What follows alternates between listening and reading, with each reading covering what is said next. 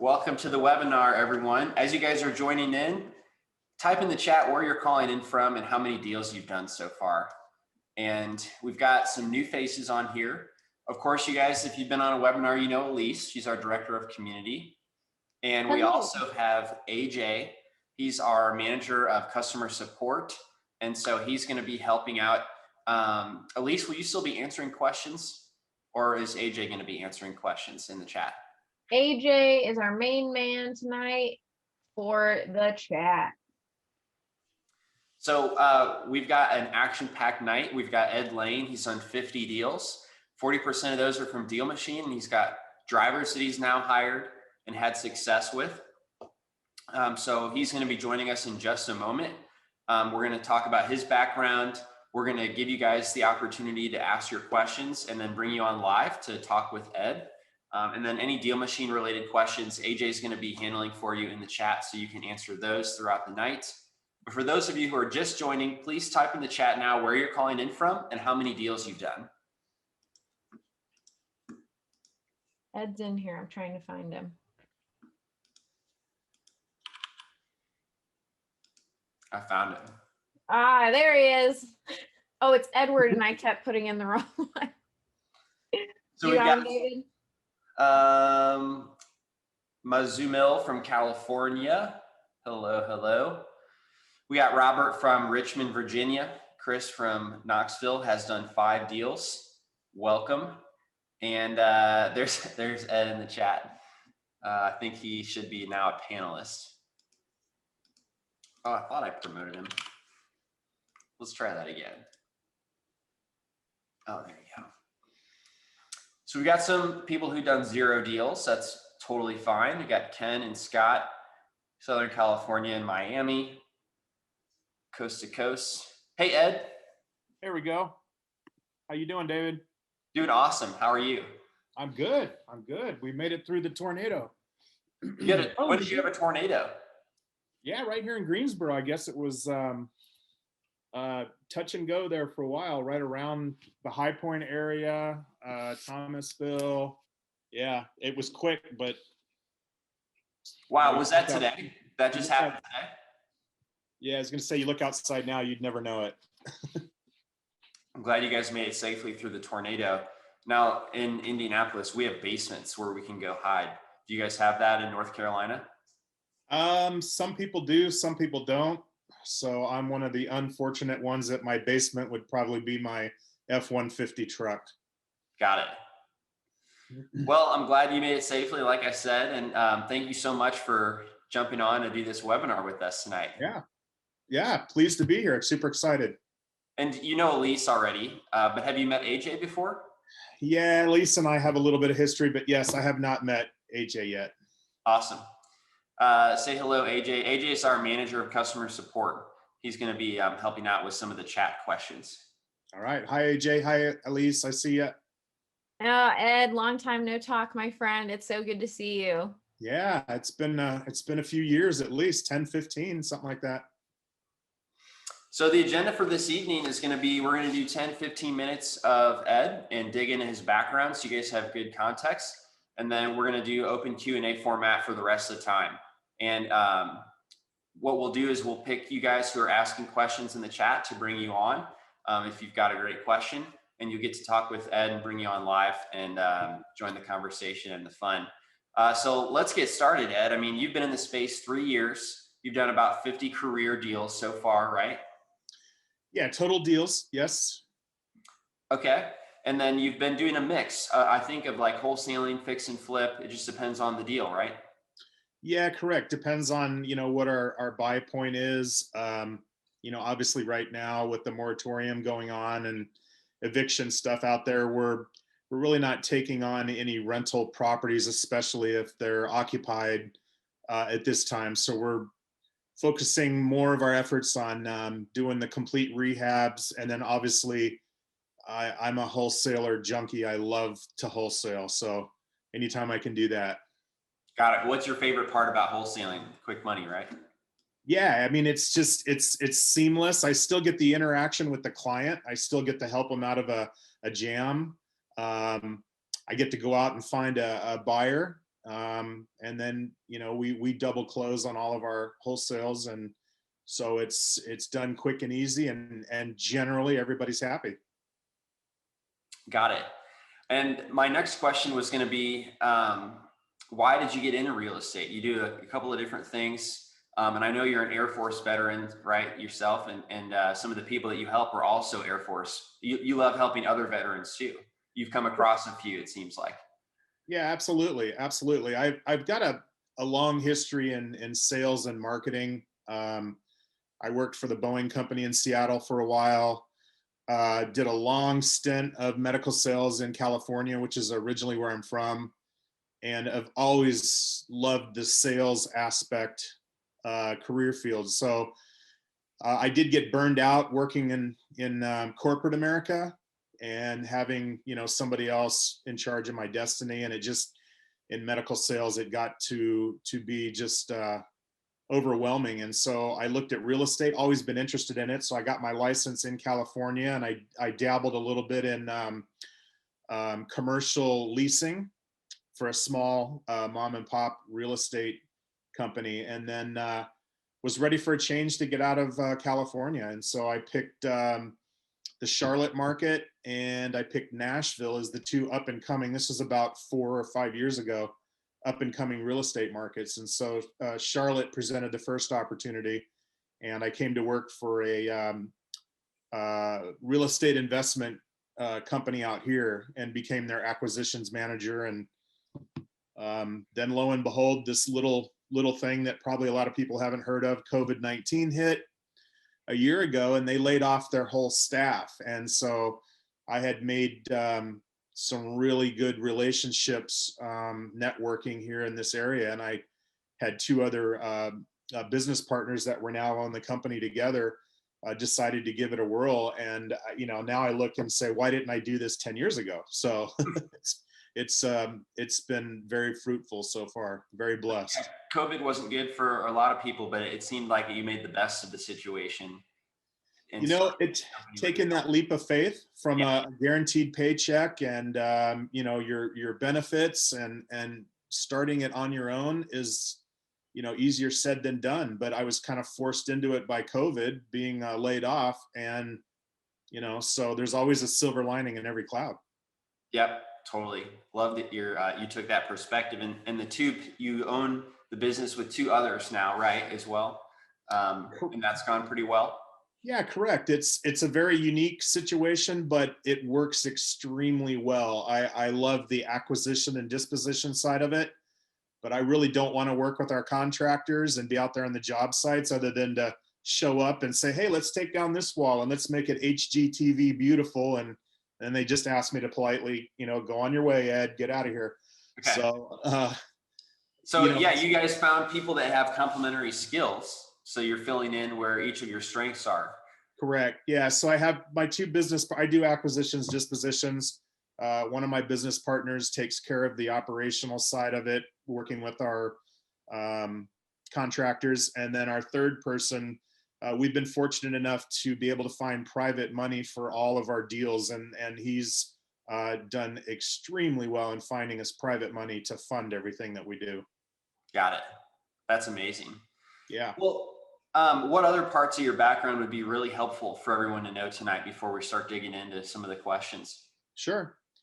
It depends. And so if you're in a unique situation like I am, is if you are interested in partnering up, is focus on your strengths. If you have a partner or 2 and they're strong in certain areas, key in on those areas and go for it, and stay in your own lane, and focus on your strengths. If you're going solo in this, you've got to have patience. It's going to happen.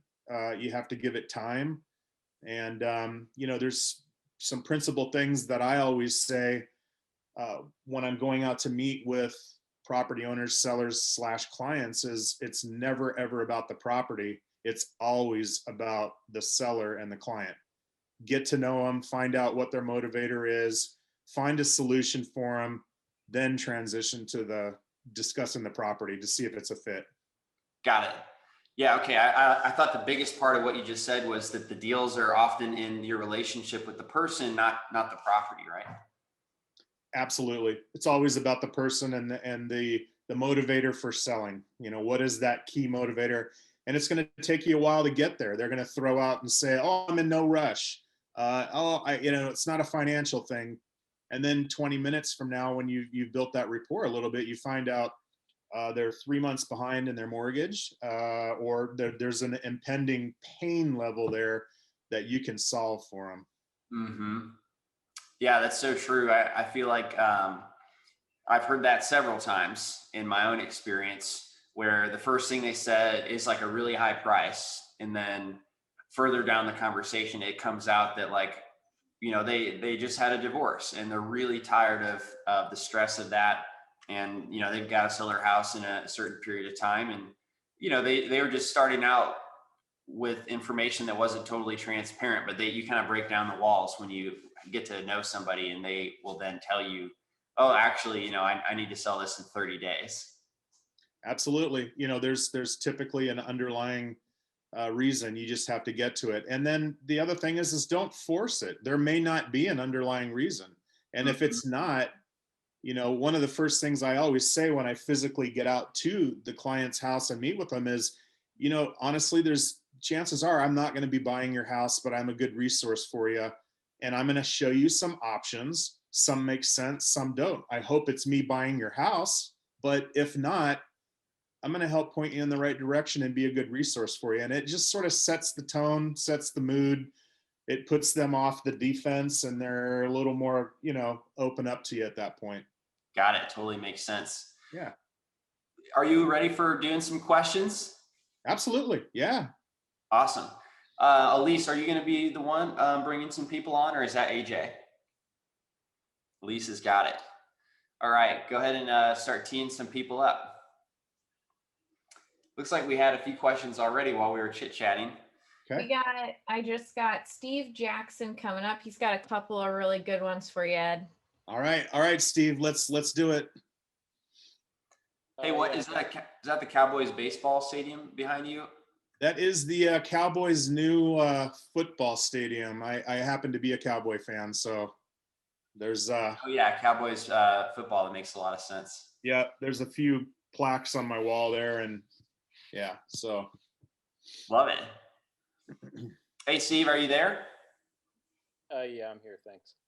So couple part question. So one, you mentioned you're on the acquisition side, so it'd be really interesting to learn about your kind of best practice for keeping a pipeline fed, and different aspects, obviously using DealMachine, but you have other parts of the other incoming parts to the funnel that would be interesting to know about too. And then I think you just answered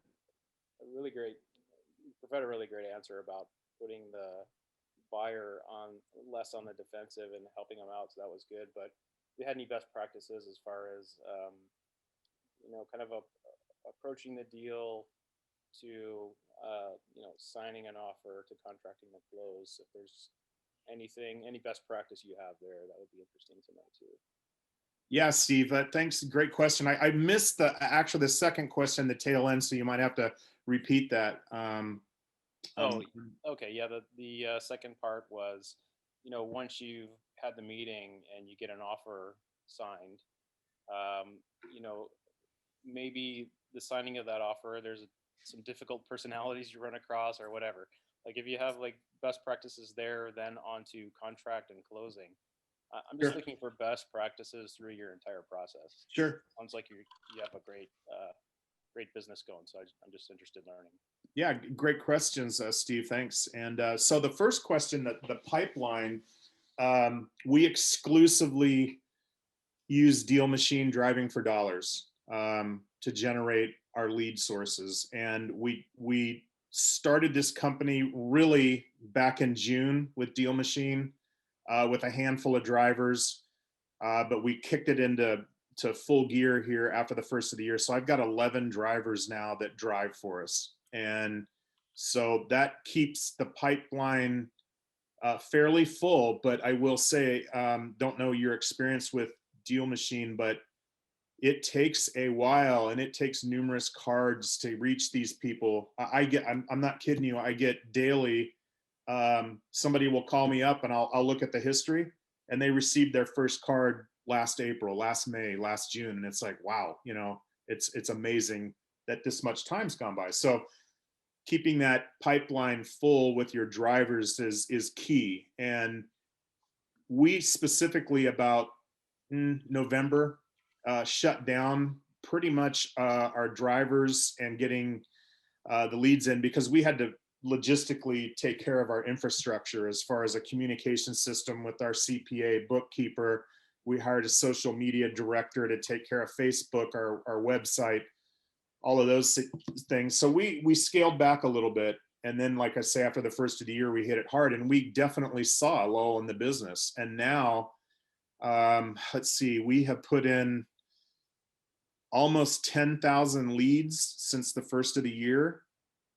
And I'm getting 4 to 6 calls a day is about average. And that obviously is going to ramp up tremendously, but it takes time. So long answer to your question, but just keep the deal machine going, keep your drivers out there, keep them invigorated, keep a pool of people that you can hire on the back burner to fill slots, because your drivers they'll disappear all the time. And then that's pretty much it for keeping the pipeline filled. I do a lot of networking as well with real estate agents, other investors. I do a poker night at my house once a month, and I have 6 or 8 other investors that I know. So we share best practices and deals. So really networking would be the second half of that, is getting out there and doing that. And then I think your second part of the question there was just how to keep that process going once you get them under contract all the way through closing. It's, I hate to say hand holding, but it really is. Staying in touch with the seller, letting them know this is what you can expect. Here's what's going to happen next. How are you doing? Just wanted to check in with you. Keep that communication going so there's no doubt that can creep into the seller's mind that, hey, is this thing going to go through? I haven't talked to Ed in a week or so. That's never the case. I usually am very close to my sellers during the process.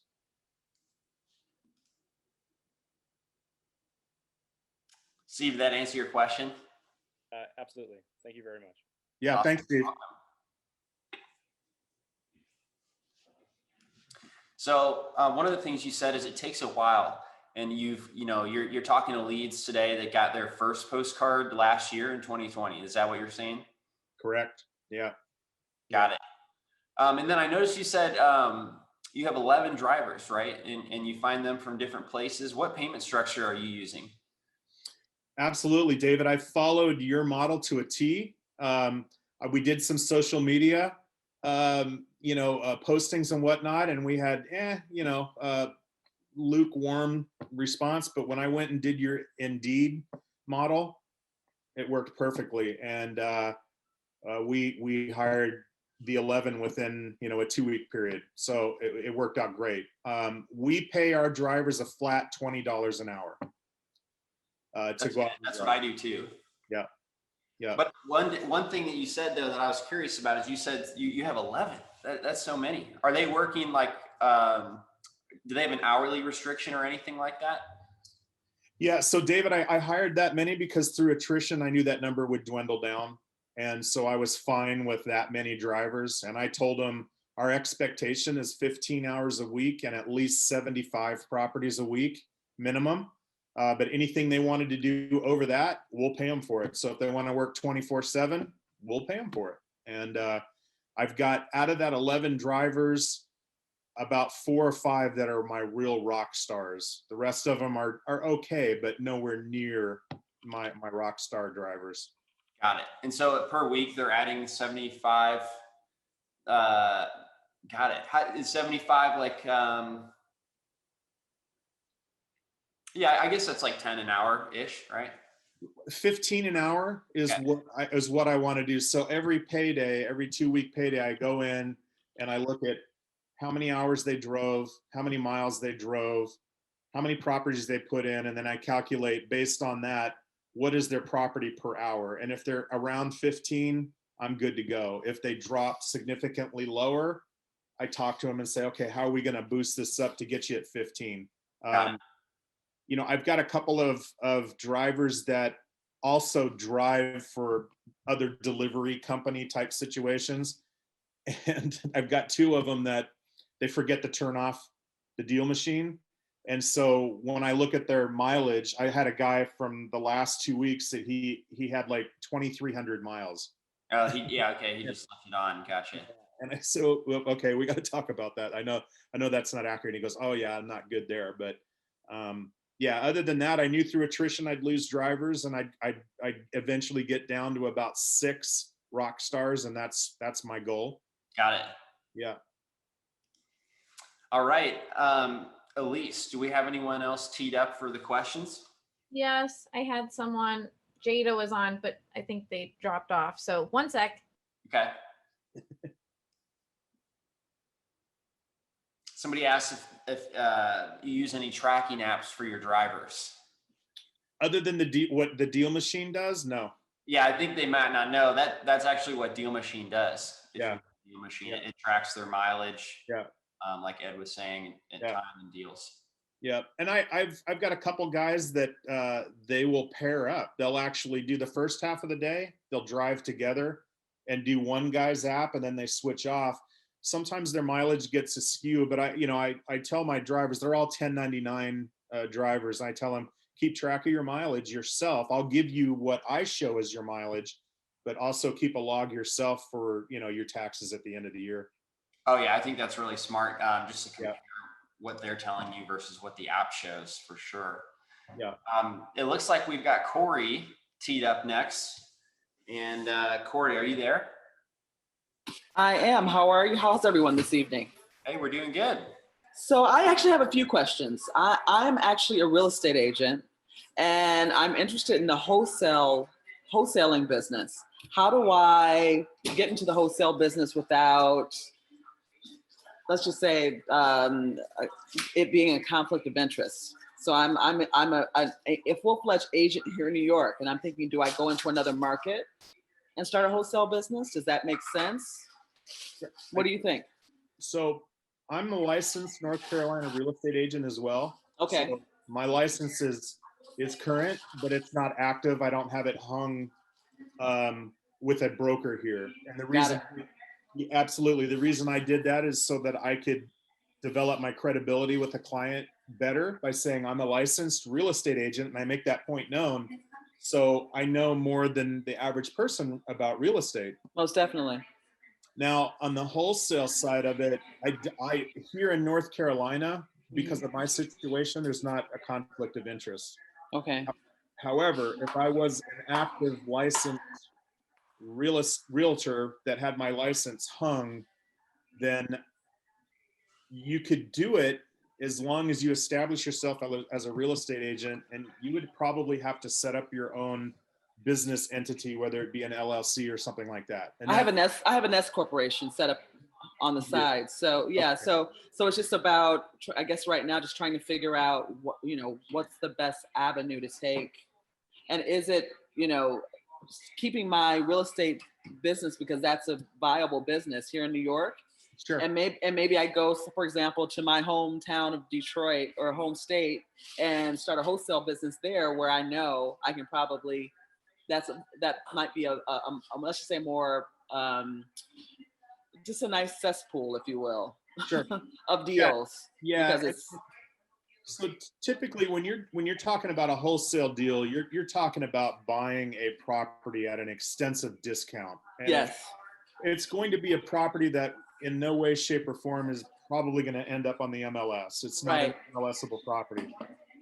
I think as long as you disclose the fact with the seller that you are a real estate agent, but that you're not utilizing that during this discussion with the seller to possibly purchase their house, I think you'd be okay. But I'm I'm not too savvy to that, and I would check with your real estate commission for whichever state it is that you're going to do it in. Okay. All right. That's great. Good advice. Thank you very much. Yeah, absolutely, Corey. Awesome to see somebody as an agent and wholesaling like yourself, Ed. Yeah. All right, Elise, who we got next? We have Desmond. Hey, There Desmond. we go. I see him joining in. Desmond, if you have your video, we would love to see you too. Oh, on the spot. Let me see what I can do. I'll talk as I'm getting set up here. But thank you all. I just found DealMachine like earlier this week and saw the message come in. So I was like, let me jump to this webinar. I might be a little bit. I'm not a wholesaler. Let me see if I can do this. I'm having a crazy like hair day. You know how it is with Hey, there he is. We see you, Desmond. yeah. So I'm actually a new investor, and I've been looking around in mostly the metro, right outside of Metro Atlanta area. Okay. And been running a couple of deals, analyzing them. And I guess one of the hardest things that I've found is trying to estimate like repair costs, rehab costs, and what it's like to trust a contractor's estimate. So that's a little bit of a gray area for me right now. Yeah, it's a learning experience, Desmond, and I can tell you probably 6 to 8 months from now, you'll look back and go, man, why was I worried about that? Because you will pick up on it so quickly as to repair costs. I can tell you that probably 85% of our deals, your repairs are going to fall between 30 and 35 to maybe $40,000. It's amazing at how often that comes into play. But you'll build your list of basics: a roof, painting the exterior, windows, flooring, cabinets, countertops, appliances, and windows. I mean, and then of course, then when you look at if you're going to completely redo a bathroom and a kitchen, you'll be able to set up your pricing for that. But you'll catch on to that so quickly. But those are your heavy hitters. That's what it's going to take. And the majority of the time, $30 to $35 to $40,000 at the most is what your budget is going to be for your rehab. You get into more extensive rehab and you're going to take down some walls and open things up, and there's, the house is in a little worse shape than normal, then yeah, you're going to push it up higher. But it's really not that hard to learn it. I think your market is similar. You're not too far away from me. If you want, I have back when I was as the acquisitions manager for a company, I have a sheet that does square footage of house, and it gives you a nice graph of how much of a rehab you want to do. And so you can go 1,600 square foot house, and I'm going to do this, and it'll give you a ballpark number that's very close. I'd be more than happy to share that with you if you want to give us your email or however you want me to do that. Yeah, absolutely. That would be wonderful. Yeah, just let me know where I can share the email address. Yeah. That's amazing. I just saw like 8 people in the chat ask for it too. I was gonna say, I Pretty want widely share it. I don't know if they can see, but this is what it is. Okay. And it gives you your lines right here. It gives you square footage, and you just follow the line, what you want to do down, and it gives you your price. So I'll be more than happy to share this with anybody that wants it. That'd be amazing. We Yeah. can probably have Hannah attach it to the email after this. Thank you, Ed. That is amazing. Yeah, it's a pretty cool little sheet. To be honest with you, I never use it now because Desmond, like again, you'll find once you do a half dozen of these, you're gonna know, okay, I got floors, it's this, I got paint, it's this, windows, and the only thing that is a little challenging right now is your building materials have skyrocketed. So wood, for instance, like a wood deck, I went out when I was with a seller the other day and I did an estimate of repairs and they had a massive deck. And I said, okay, this is probably about $7,500, maybe $8,000 to replace this deck. Well, we took the property down, and now that we're going through it, my partner showed me the bill for the wood, and it was $15,000 for the wood. So I was like, whoa, okay, I guess I need to up my price a little bit. So things like that, you just stay on top of, but you'll get it, Desmond. It's a great industry to get into, and I'm sure you'll do really well. Thanks. I really appreciate it, Edward. And man, this was way more of a beneficial answer than I thought I would get. So got a whole spreadsheet out of it. Yeah. So you know, the other thing, Desmond, I'll give you is, I can tell you, and I'm not just saying this because, you know, David and Elise are here, but a DealMachine works. You have to give it time. You're not going to put, well, you may get one of those lightning in a bottle kind of people and put 20 properties in and you get a deal, but it works. It's a numbers game. The more you put in, the more you're going to get out of it. And it just, you stay with it. Don't get discouraged, and you'll be fine. Awesome. I appreciate it. Thank you so much. Thanks, Desmond. Hey, I thought your hair looks good too, by the way. You talking about my hair? But I was talking about both Desmond's because he said he had a bad hair day, but Ed, I mean, that goes without saying. Well, okay. Hey, looks like we've got somebody else now who just popped into the chat. And Joseph, are you there? And do you have video that you'd like to turn on? Awesome. Hey, Joseph. I think you're muted, buddy.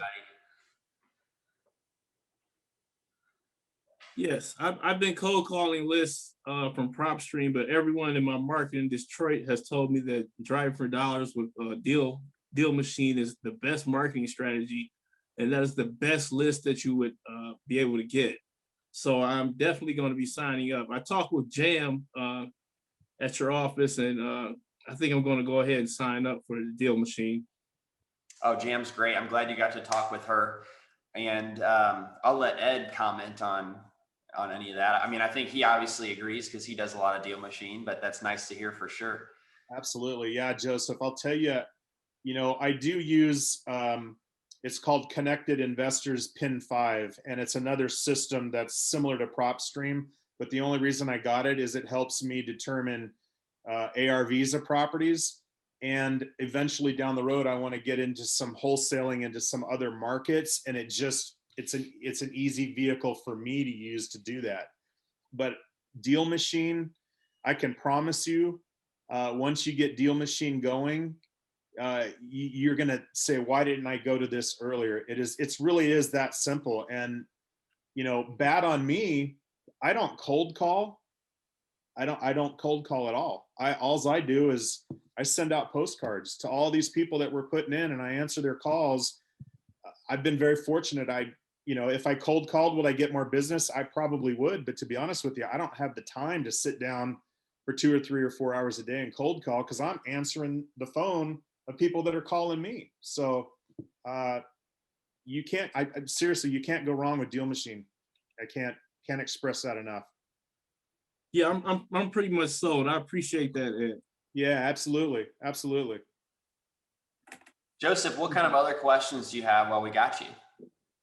Oh, okay, well, basically, I was looking at I was wanting to ask Ed, did he do driving for dollars in any other markets besides the North Carolina area? I know he said he had 11 drivers. Are they all in that same market in North Carolina? Yeah, Joseph, my drivers are all in this market. I went to Nashville. I've got an old high school friend, buddy of mine that is actually a laid off airline pilot. And I said, man, I got a great opportunity for you if you want.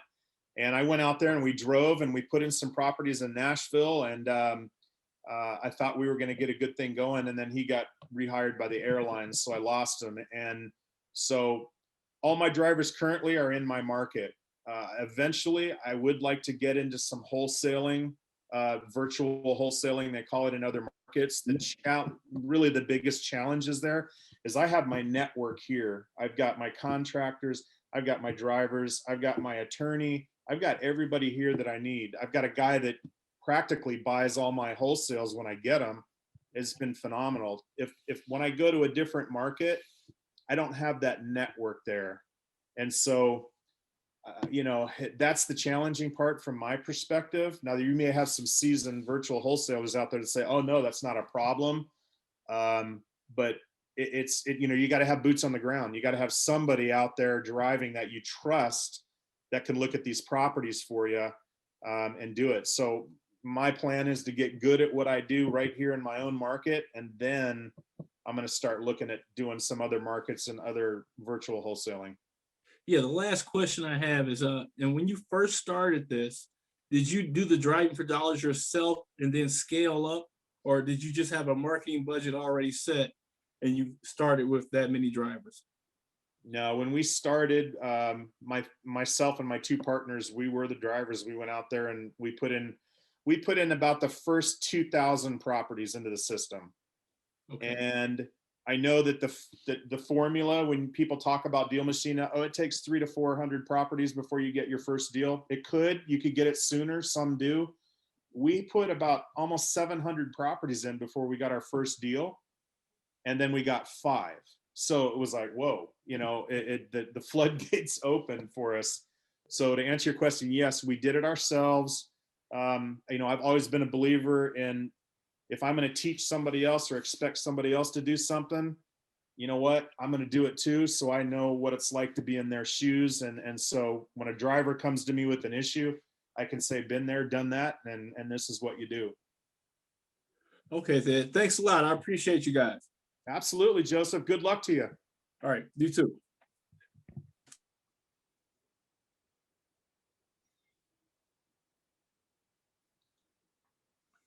Awesome. It looks like next up we've got Matthew.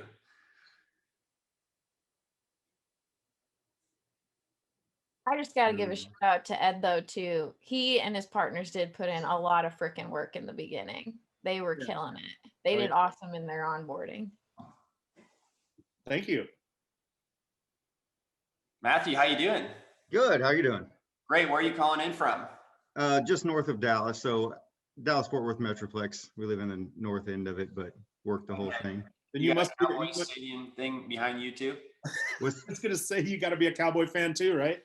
It's hard to keep hanging on. It can get more college football these days, But yeah, hey, we signed Dak for $1 billion, so we must be heading to the Super Bowl, right? Yeah, supposedly. We'll see. Yeah. So, all right. Well, yeah, I just hired, or I should say contracted, about 9 drivers. I've got 8 of them actively going. A lot newer to scaling DealMachine. I've done, I think, 26 wholesales, but 0 DealMachine deals so far. But it was kind of me and maybe one guy that knocked on doors for foreclosures, adding some leads, not a whole lot per month, maybe 200 in a month every once in a while. Now we've added about, I think 2,600 this month already. I was trying to get to 4,500 I'm trying to test it out.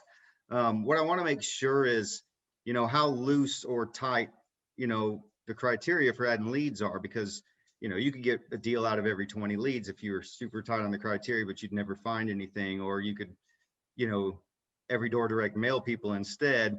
I want to make sure I find that, I'm trying to look for that, that good mix to where you don't miss opportunities, but you're not, spending everything on direct mail, too quickly. So sure. So the guidelines that I set up for my drivers is, I tell them our sweet spot for our business here in this market is your 1950s, 60s, 70s, maybe 80s, 90s house, brick box that was built during that era. Right. We want the ugly duckling in the neighborhood. Mm-hmm. Or we want you to see 2 or 3 items when you're in front of that house, whether it be a gutter hanging, paint peeling, garbage cans sitting in front of the garage that you can tell haven't been moved forever, stuff that's laying out on the street. 2 or 3 items that are saying that, something's just not right here. Either someone's not living there, or they are, or they're moving out, or they're not taking care of it. That's really the criteria that I've got set up with my drivers. Okay. Yeah, and we do something similar, and I'm big on tagging, at least tagging a majority of the properties. Yeah. Obviously, there seem to be some subjectivism. When I'm driving down the road, I can look and say, I don't see the 3 things I would tag here, but there's something just not right about this house, or that is just right, you know. But no, I see what you're saying there. So, okay. And then the other question was the spreading out of the frequency, I'm saying, of hits of sending direct mail. I've known people who do driving for dollars that say they hit something and they send out a letter a week for 10 weeks and they get something. They're like, hey, get in front of them, get in their face and say, hey, I'm here to buy the house. Or you send once a month. I do that with more like probate properties. What kind of mix, have you seen good results with on frequency of sending mail? Yeah, good question. I've got mine set up right now. So I have 4 different marketing campaigns: owner occupied, absentee, corporate, vacant. And I've got it set in a system where they're going to get a card every 3 weeks for 1 card every 3 weeks for 12 cards. 12 iterations. Yeah. Okay. So about 8-9 months or so. Yeah. It works out to almost a year, pretty close, but yeah, that's kind of the time frame. And I'd probably say that, I try to get that information when I go out and meet with a client. I'll say, yeah, our cards work. What'd you think? And how many did you get? And a lot of times it's 7, 8, 9 cards before it makes sense. And I don't know if you were on at the beginning, but my prior history and medical sales, I had some phenomenal training, and they said it takes you 7 to 9 visits to a doctor before he even understands what you're there for. It takes repetitive. So now I'm seeing the same results in this, 8 or 9 cards before I get a call. So there's something to it. Gotcha. Hey, do I have time for one more, a quick one? Yeah. Okay. Hey, I always start out my first postcard with DealMachine's postcard, but I've been mixing in some others as well. I don't know, have you tried things like being just consistent with the same card over and over, or sending a few different things, making sure they still see your name on there? Any difference there if you have? I do. So I will rotate, and it's all DealMachine. So it's all, the DealMachine type cards, and I will rotate about every 3rd or 4th card. It's going to have, whether it's, block lettering or it's going to say something different. Yeah. Colors, most of our color, we keep it the same color. We have our own logo, but it's going to change up about every 3 or 4. Okay. No, I appreciate that. Yeah. So I've hired a lot, but I haven't seen the results you have yet, but it's been 3 weeks since I hired all those people. I thought I'm just going to go for it and expand into this. So I love the app and everything. It makes it easy to get done. Yeah. Obviously waiting to see some deals come in. Yeah. I mean, we started, like I said, we started hot and heavy right around January 15th. And as of today, we've put 9,595 leads into the system. 15,000 mailers are going out, and I'm telling you, within the last 2.5 weeks, my phone's consistently going 4 to 6 calls a day. So it does take time, but if you build it, they will come. Hey, I'm hoping to get your results. I'm doing the same thing you are. It sounds like I'm about 2 months behind. So I'll give y'all some good news in May. Yeah, there you go. Good luck. Thank you. Appreciate it. Thanks, Matthew. Thank you. You betcha. We're just knocking these out left and right. You've got all the answers, Ed. Well, I studied hard for this. Yes, you did. You worked very hard. All right, we got Danny up next. Danny, how are you doing today? Can you hear us? Yes. Yes, we can. I think you just muted yourself while you were saying that. If you got video, turn it on too. We'd love to see you. Can you hear me now? I'm sorry. Little technical difficulties here. No problem. We can hear you. So I know quite of the questions that were asked actually were something that I wanted to ask, but I started doing this myself, where I just was driving around and tagging properties that I'm seeing very distressed and everything. But I got into prop stream, but everybody was talking about DealMachine, and I want to sign up for it and try it out and see how it's going to work. I'm so far by myself, so I'm not going to be able to hire any drivers or anything like that because I'm very new, like 2 months into the game. However, like handling a W-2 and doing this on the side as well, like what advice would you give using DealMachine? That's a tough one because you got to pay the bills. Understand that. But this business is a numbers game. The more properties you put in, you know, the higher your percentage of success is going to be. So, you know, that's really a question that you kind of have to ask yourself too, is what is your time worth? How much time do you have to devote towards it? How much money extra do you have? I mean, if you hired 1 or 2 drivers to go out and do this and it costs you a couple $100, does that make sense from a time perspective for you? I mean, that's something that you would need to analyze. I mean, I would say that the quicker that you could get more people out there driving for you, getting properties into the system, the faster you're going to see success. And you might want to just start with family and friends. You know, I know that's a way a lot of people start this business off because it's cheap labor. You know, tell your buddy, hey, go out and drive for me and come on over for a barbecue tonight. I'll hook you up for a nice dinner. Whatever it takes, get those properties into the system so you can start building your pipeline. I definitely appreciate it. Just another quick question. I know you mentioned that you switch things up every 5 cards or something like that, but do you also switch the body of the message that you're sending to the owners?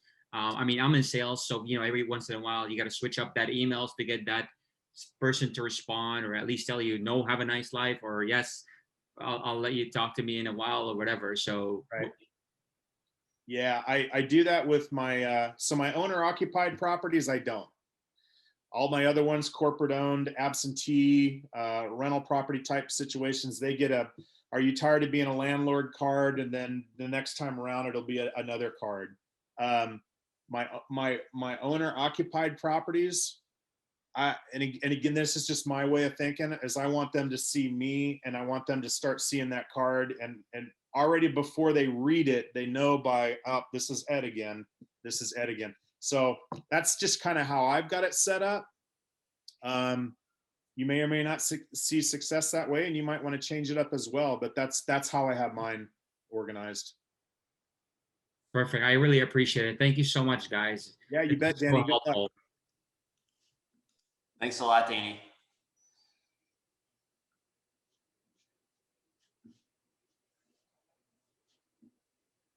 What's your advice for new investors trying to find their first deal while we're waiting?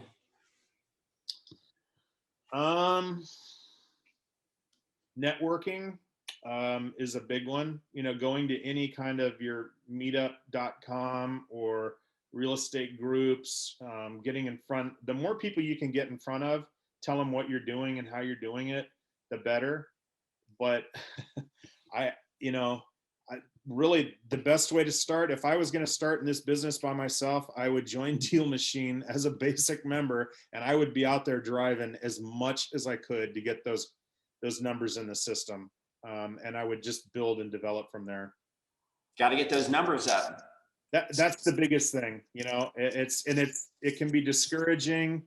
You know, it's kind of fun to go out and drive around for a while, but after you've done it for a couple of weeks, it's like, oh, really? Am I going to do this again? But you know what? Stick with it, because I guarantee you, once you get that first deal, you will be so pumped and energized. You can't wait for the sun to come up tomorrow so you can go out and drive some more. Yep. And it just snowballs from there. It looks like we've got a next person up. Vicus, are you there? Yes, I'm here. Can you guys hear me? Yep, sound good. Sounds good. Thank you. Thank you, Ed, for taking these good questions, or actually taking questions and answering them good. Absolutely. So I've been with DealMachine for close to a year, and I love the platform. And the reason I love it is because I spent almost zero time on it, because everything is automated. I started by adding properties myself. Then I hired a couple of drivers. And these days I virtually primarily focus on adding properties virtually. And initially, I was sending postcards every 3 weeks, every month or so. And I think by now I have 5,000 odd properties in my system. Real estate business is good. I'm doing okay. But I've not had a successful closing directly with a seller. And I think when I was sending these postcards every month or so, maybe more often than that, I was getting calls, but all the calls are angry sellers, right? And I'm not a salesman by training. I don't do sales as part of my day-to-day job. I'm an engineer, and that actually turns me off. I mean, it does, and it takes a lot of positive energy out of me and puts a lot of negative energy into me. Yeah. So these days, I'm sending postcard every 3 months because I didn't want these calls to come in and yell at me. But even now, all the calls are negative. I mean, just today I got a call saying that, hey, you jackass, blah, blah, blah, whatever. Right. And so my question is, what's your advice there? I mean, is it just me who this is happening to, or this is pretty common? Because all my calls are negative. You know, yeah, you're going to run into that. I got a call, what is today, Thursday, Tuesday night. Normally I turn my phone off at night, and this one night I didn't. And at 2 o'clock in the morning, I got a call from somebody. And I picked up the phone and I went, I know it's a buy call, and I'm not answering it, obviously. And sure enough, the next morning there was a message from a slightly intoxicated gentleman that was not happy about receiving a card from me. And the next day, believe it or not, I turned that around positively, called him up, and I actually did some research. I spent about 10 minutes of some information that was right at my fingertips to help this guy out. And he was so appreciative and so grateful and thankful that I turned that situation around. And then that's what you have to do, Vi, because there's, you know, sales, 99% of the time, you're going to be told no. And you have to have thick skin, and you have to determine, okay, why are they saying no? Is this something that you can quickly overcome? Or is this no because this is a retail property that they're going to sell, and there's not a chance there, so you move on. But you know, a lot of times just being genuine in front of people, letting them know, you know, hey, Mr. Smith, I'm sorry that I've upset you. I'm just trying to build my business, and I will be more than happy to remove you from you know, our list if you'll just give me the address of the property. And generally, you know, if you start, you know, working on people like that, they'll calm down. And once they calm down, guarantee you, they're going to say something that you can get a quick question in there and say, oh yeah, Mr. Smith, that's a problem. You know, that is a rental. And are you having problems with your renters right now paying rent? And then next thing you know, yeah, I sure am. And oh boy, I've got a lot of clients are that way. You know, this is how I've helped them. I'll give you some information that might help you. And the next thing you know, you got an appointment scheduled for next Tuesday with them. You kind of have to be a magician and work it. Thank you. And don't take it personal when they're screaming and yelling. I mean, there's been a couple of times where, you know what, I was having a bad day, and instead of being compassionate, I fired back and I said, so every furniture mailer you get, and do you call them as well? And are you that, you know? And then I realized, Ed, what are you doing? Back off, you know. But you know, these people, you know, bottom line, Vicus, is you're going to be successful in this business, and you're going to do well. And these people are sad, mad people. Regardless, they could win the lottery, and they're still going to find some negative in it. And you just can't help those people. You just move on, do your thing. Yeah. No, thank you. That's a good advice. Yeah, hang in there, Vicus. I always remember this one time I got a call from a postcard, and he said, you know, you need to take me off your list. And he wouldn't tell me his address, which was really confusing and frustrating for both of us, right? He was like, well, you have my address. You mailed me. And I said, well, yes, but I don't know which property you're calling from. And anyway, we kind of went around in circles a few times like that, and he was pretty upset. And then like he finally said it. He was like, oh, well, you know, I've been going through a divorce, and I've been getting a ton of these mailers, you know. and I'm just sick of it. And then I was just like, oh, like, are you going to need to sell your house sometime soon? And he's like, yeah, but I'm not ready this week. And it was amazing. Like, you know, that anger and frustration is coming from some sort of distress. Yeah. In many cases that I've seen, if you can just hang on the phone long enough with them, you may dig something up that could allow you to be helpful to that person. Yeah. And it changed the way I thought about when I'm getting a call that is from somebody who's upset. Yeah. Yeah. Yeah. And I think if I may, can I ask one more question? Yeah. So there is this moratorium on all the foreclosures, and anybody who doesn't want to pay their mortgage doesn't have to pay. That must have slowed down this wholesale and real estate investment market. Are you guys seeing that on your end? No, I don't think so. No, it's so typically, you know, your wholesale property is going to be a very distressed property. The majority of mine are siblings that inherited the property. The last parent just passed, and maybe the siblings live out of state. They have no clue what to do with this property. It's outdated. It hasn't been updated since the 70s, and they're clueless. And so I can come in and guide them and say, well, these are your options. You know, you can sell it to an investor, or you can try to list it, but here's what's going to happen if you do that. So no, your wholesale deals can come from just about anywhere. It's not tied to the moratorium or anything of that nature. It's more driven by the economy, and you know, there's a lot of things that drive it, but they're out there all over. You just have to be diligent and find them. Thank you.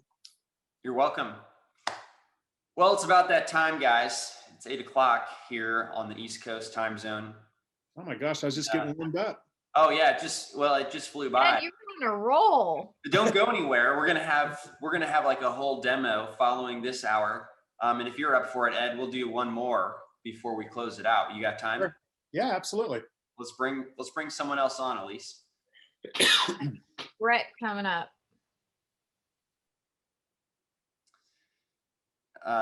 And Elena, I know you're asking about, do you get copies of the mail that's going to be sent out? There's like a whole preview part of the app that lets you see what that looks like. Yeah. And we'll show you that here in the following hour that we're going to transition into. But right now we've got Brett Miller. Brett, if you're there, we would love to hear from you and to see you. Love to turn on the video. Hint, hint, hint.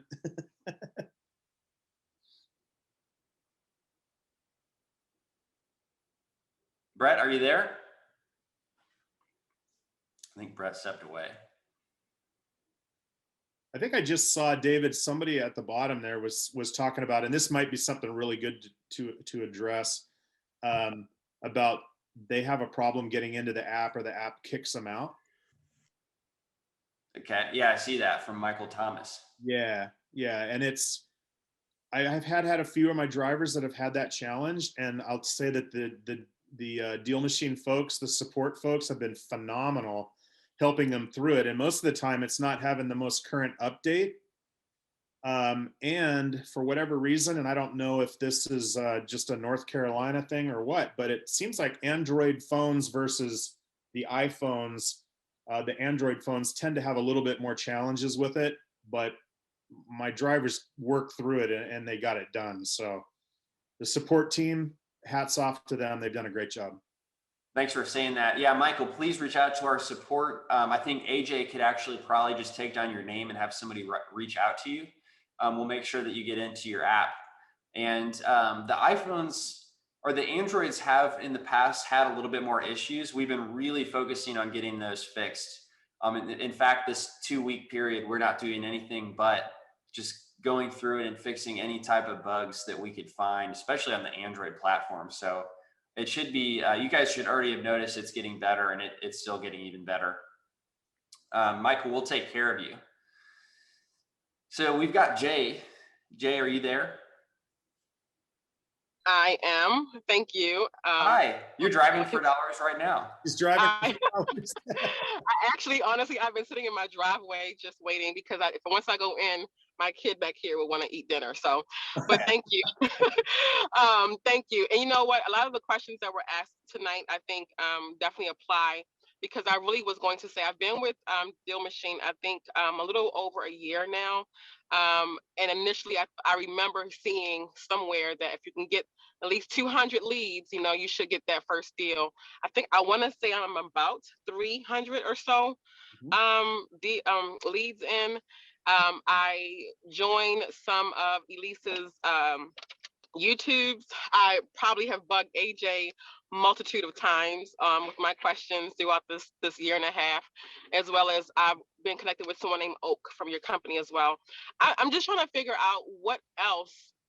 Right now, I'm only focused on absentee owners, and maybe that's one of the issues. I'm only focusing on one lead source, but absentee owners, and then also I'm doing probably about my repeat mailers every 40 days, just 3. I don't know if that's a hindrance as well. I'm just trying to save costs because I'm about $1,100 in now. So I just want to, it's just me also. So I don't have anyone else helping me as well. So, you know, I feel like I'm in a holding pattern right now. And I'd really love to know outside of what you discussed, Ed, tonight, you know, what else could I be doing? I mean, I'm not at 9,000. When you said 9,000, I was like, whoo, maybe that's why I don't have a deal yet. Yeah, and you know what, Jay, I feel your pain. It's a numbers game. I mean, that's kind of how it works. What made you decide to limit it just to absentee owners and not open it up to owner occupied as well? Yeah, I thought, you know, especially absentee and vacant. I thought, you know, if a home is vacant and a person's not getting a revenue in that they want to get in, they want to get the house off their hands. And I really don't understand 100% how to work those tax liens and foreclosures. And I think I was a little bit nervous with trying to even put my foot into the mud on that. Yeah. Yeah. So that's one of the reasons why I hadn't broadened my scope a little bit. Sure. Now, when I go driving for dollars, now I do if I see a distressed home, I'll go ahead and add it. Yeah. Yeah. I would say don't just limit it to your absentees. And I know, you know, that's kind of like the hot word is foreclosures and things of that nature, but that's a more advanced level, because you're talking, if it's a true foreclosure, you got to work with the bank and know people at banks to get I would more focus on those distressed properties like you're doing, whether it's absentee or owner occupied. If it's distressed, it doesn't matter if it's an absentee or owner occupied, it's distressed for a reason. And that's, you know, that's a target for you to go after. And then, yeah, you know, as far as, I think you said total of 3 cards, one every 40 days. Yes. Okay. Maybe if your budget can handle it, again, you know, you got to pay bills, and I see your kids back there, they got to eat dinner. I get it. So, yeah. But, you know, if you can bring that down from 40 days to, you know, maybe 30 days or 20 days, I do it once every 3 weeks, they get a card from me. Oh, okay. Okay. Yeah. Okay. So it's about 21 days is what you're doing. Okay. Yeah.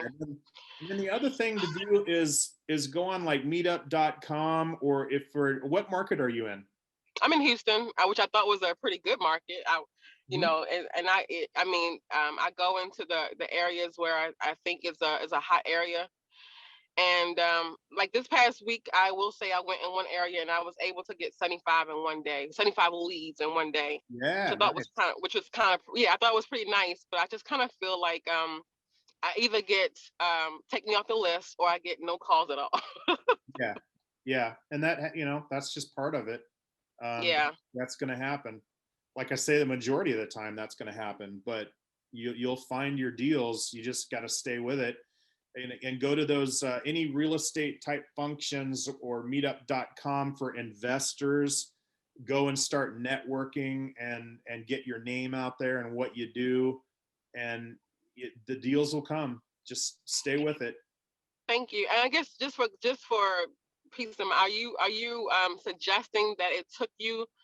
I mean, I know you said from January to now you're about 9,000 leads, but did it take you like five, in the thousands to get that those calls coming in like that? It's expensive. We've spent so far, I wrote the numbers down. I mean, we have spent $7,720 so far since the first of the year on marketing. Now I will tell you that's a lot of money. I get it. That's a lot of money, and I'm paying my drivers. My best week for drivers was 2 weeks ago.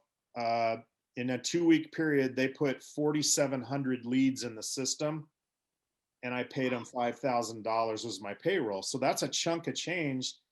But you know what? Last weekend, I signed a contract on a house. I got a wholesale contract today to sell it. I'm going to double close on it in 2 weeks, and I'm making $17,000 off of that. It just paid for everything. You're getting your money back. Yeah. Okay. And that's hopeful. You spent like 1,100, you said? So far, Jay? Is that what you're saying? Oh, yes. I'm sorry. Yes. For me, I'm a little over a year. I want to say I'm not 100% sure. I know all of 2020 I was with DealMachine. So yeah, about $1,100 right now. And so maybe I feel like I haven't touched the scale compared to Ed. I know that it's not fun to be in that period where you're invested and the numbers getting bigger. But my analysis, that seems like you might have a little bit more to go, depending. Which market are you in? I'm in Houston, Texas. Okay, got it. In Houston. Yeah, I mean, so the minimum we always say is like 300 deals, 3 times each, plus the software fee. So to send out 900 postcards and pay for the software for 3 months, I mean it's about $1,000, and that's just like the average in like Midwest markets. So Houston probably raise that up a little bit, just because the price point in Houston is higher. And so you end up just having to invest more to get those deals in the higher price markets, but the deals are bigger too. So I would say keep going, because where you're at numbers wise is probably just below where the average is of how much it takes to get a deal. First deal in a place like Houston.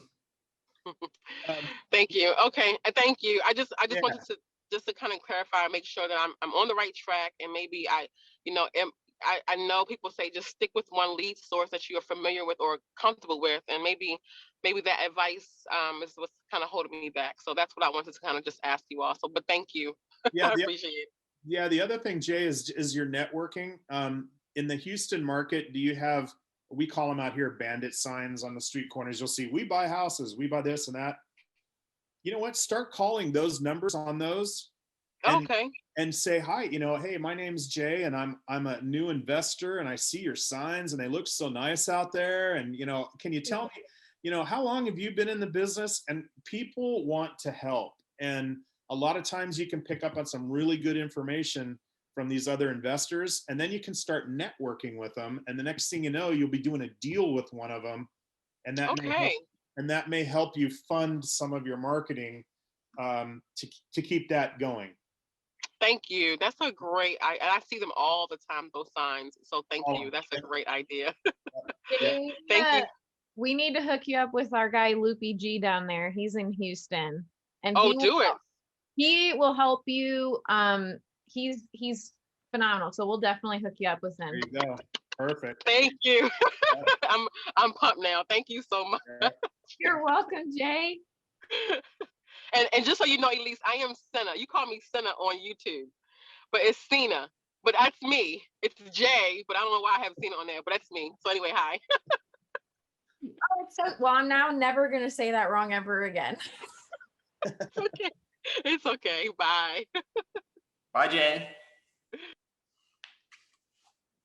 I love that her kid was in the back the whole time. I know. That's commitment. I know. And he's like, come on, Mom, I'm hungry. Let's go. Well, no. He was holding out dinner for this whole time. I know it. Elise, do you have any concluding slides that we could throw up with some of Ed's preferred contact information? I sure do, David. And bear with me. Sorry, guys. I'm Hannah. I usually have Hannah, who's really good at this. I don't know how to do. There we go. Connect with Ed here. Yeah. What's your preferred? Do you like Instagram, Facebook, or Twitter? Okay, so probably Facebook. I am like the least techie, old school dude, and that's why I hired a social media director to take care of all this for me, because I've never tweeted, I've never done that. So I Facebook, and she's like, "Oh no, come on, step into the times." So she's hooked me up on a lot of this stuff, and I do some Facebook stuff pretty regularly, I would say, with other investors. So I would say that's been the best so far. Got it. All right, guys, hit him up on Facebook if you have follow-up questions, or if you have a deal, or if you want to maybe drive for him and you're in his market. Ed, you're welcome to stick with us. We're gonna do a little demo, probably 30 minutes or so. We'd love your commentary, but we also totally get it. You've already given an hour of your evening, so thank you so much for that. We're really appreciative. Everybody, tell Ed thanks as well in the chat. Hey, Ed. Hey, you're very welcome. Reach out to me if there's anything I can help you out with, and I will make sure to send Elise a copy of the rehab, how to do a quick rehab scale. I'll get that to her tomorrow. Fantastic.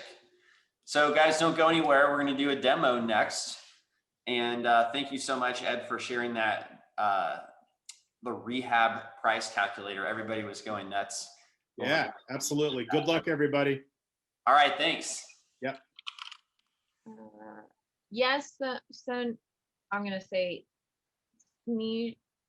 maps. I'm going, yes, Fresno. I will, Loopy G, if you guys want to follow him, it's L.U.P.I_G. Or if you go to just Happy Wholesaler, I have him tagged in there. I'm happy_wholesaler. So you guys definitely, he's great. Definitely hook you guys up.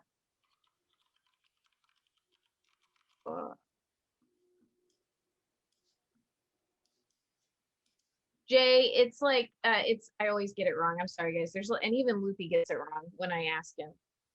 Let me just pull it up really quick. He's going to be like, Elise, you flooded my inbox.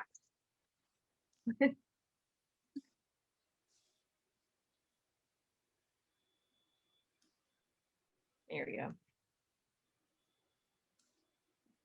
We got some exciting stuff to share today, don't we, David? Yeah, I think so. You want to start us off? I'm going to go get some water. I always need a glass of water after the first hour. You got it? Yeah, I got you. Okay.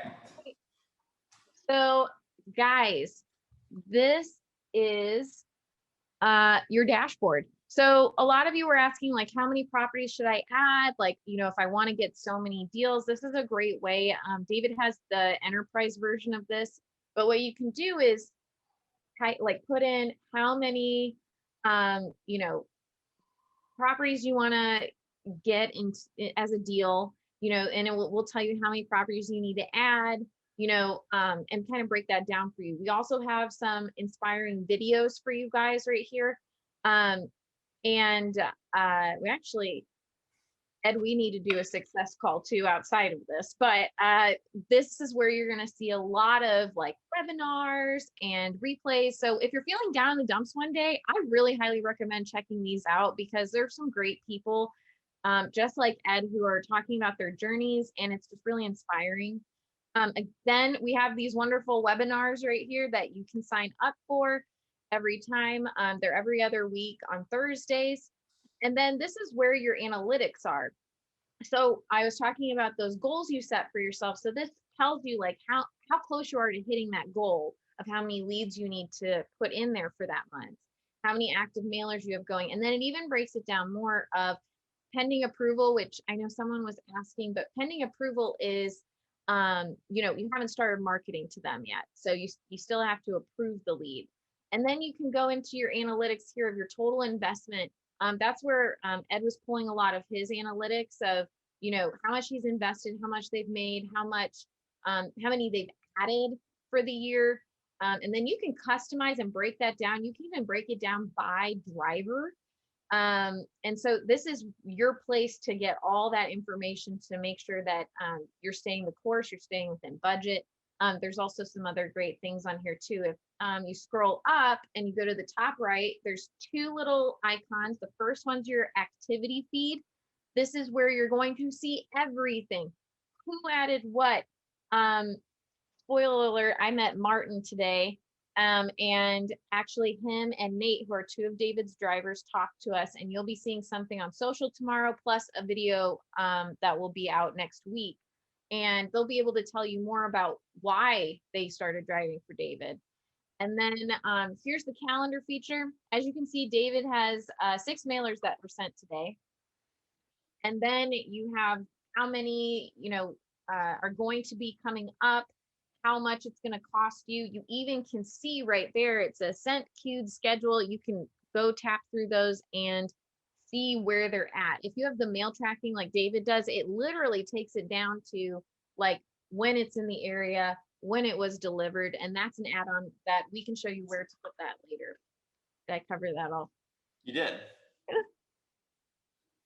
All right, so maybe we should work our way down this left-hand menu over here. What do you think? Heck yeah. Okay. Yeah, Ed, feel free to chime in if there's something else that you want to comment on. This is your map. So if you guys are on mobile, it'll look like this, and you'll have a start driving button down here. If you guys are on mobile, you definitely want to click the start driving button, so that way it'll start tracking your time, your mileage, and your number of deals added. That's what's up here. So once you're done driving, you can click stop. And that'll also start tracking your route when you have that engaged. And the routes will show up like green tracking, just like if you've ever used a running app, it would track your route in the same way. And then of course, you'd want to add a property, whether you're at your desktop or if you're actually out driving. So the first step to do that is to just click on one of the dots. The number represents the address. So this is 1330 Broadway Street. And it's going to give you a base level of information. You could even visit the property's county records card by clicking on the county link down here. If you want to contact this owner, it is owner occupied. You can see that before you add the lead. Just go ahead and click add lead, and then there's a lot more you can do from there. So it's currently skip tracing. Looks like it got 2 phone numbers successfully.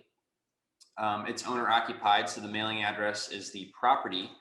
But if it's absentee owner, it would actually send the mail to the owner rather than the actual property. So if you want to send mail, you could click the button send mail. You could see what the mail will look like. So Geraldine is asking, everything I'm showing you definitely comes with the street, we call it the street engine, the driving for dollars software portion of DealMachine. Sending a piece of mail does cost 55 cents or 49 cents, depending on which plan you're on. Before I send mail, I like to add a photo. So I typically would recommend taking that photo of the house. Since I'm at my desk, I can grab that from Google. That's what we call Street Pick. And so then I can reload this mailer preview, and I can see that the mail is going to have the photo on it. And I can click to enlarge it and see exactly what it says. So we will get into this later, but you could change what the mail says, and we have 10 different designs as well. Ed, which design do you like? Do you use the classic one here? Yeah, most of mine are classic. That was the first one that that we ever had in DealMachine, and it's an old but good one. It's definitely a proven template for you guys. Yeah. So we did a skip trace automatically, but you on your accounts, you'd press a button to do the skip trace unless you have the automatic feature turned on. There's a few pieces of information here. We got 2 numbers back. One has been verified that it's connected. It is a landline, and the caller ID says Mary Kendrick. So it's very likely this is the actual owner's phone number. See, what's happening there is this owner name comes from the county. Then we do a skip trace, and then we pull the caller ID associated with that number. So if the caller ID matches the owner, that's the number you want to call first, because it's very likely, kind of like a double confirmation, if you will, that this is the right number. So it looks like there was another one that pulled back that was maybe related to Mary at some time. It's disconnected, so I wouldn't call it unless the first one didn't work. But we still show it to you in case you want to do some extra research, do some double digging, see if it has been reconnected. So you guys can get a sampling of how that works. Tags are very popular for people independently driving and drivers. I don't know if your drivers use tags, Ed, but mine love it. They want to create a tag for everything, because I tell them DealMachine comes preloaded with like 30 things you want to look for in the tags. So I tell my drivers to start out, if you guys ever need to remind yourself what to look for, just pull open a deal and look at the tags, because it'll say everything you want to look for, such as, you know, vacant, tall grass, stuffed mailbox, window AC units, handicap ramp. Believe it or not, handicap ramp's a great one. And so that's always good for them to reference. But then they like got so into it. They're like, well, how about if there's any mold on the side? And, you know, so I started letting them create their own tags. So they really like doing that. Yeah, that's a good feature, David. To be honest with you, I'm not utilizing that right now with my drivers, because most of them are pretty fresh and green. So I was going to introduce that a little bit later down the road, but that is a great feature. There's some more hidden stuff in here. So there's a slider down here. So you can click it to expand it. And I could leave a note like, was very angry, you know, at first, but then said they're, you know, getting a divorce and will want to sell, you know, next month. I've got a question for you, David. Yeah. So a lot of times my drivers will put a note in there, like if it's a for sale by owner, I want all of those because I want to call those for sale by owners. Is there a way, without actually opening that window up like you just did, is there a notification on that lead when it comes into the system? Because normally at night, I'm reviewing so many properties. A lot of times, if it's a driver that I know's solid, I won't review every one and I'll miss some of his notes. Yeah, so if you want to send a notification, you can use that. You can have them use the app mention. Okay. So you start by, actually, it's you start by typing the A sign, and then you could tag any of your team members. And then when you leave the note, it'll give them a push notification. But if you're wanting to keep track of your for sale by owners, I actually think that's, you want to do that with tags. Because like I got FSBO here. If it's not a default tag, you can create it. I can show you how to do that. Okay. Because then when you go to your leads view, you could actually just filter all your leads by the for sale by owners.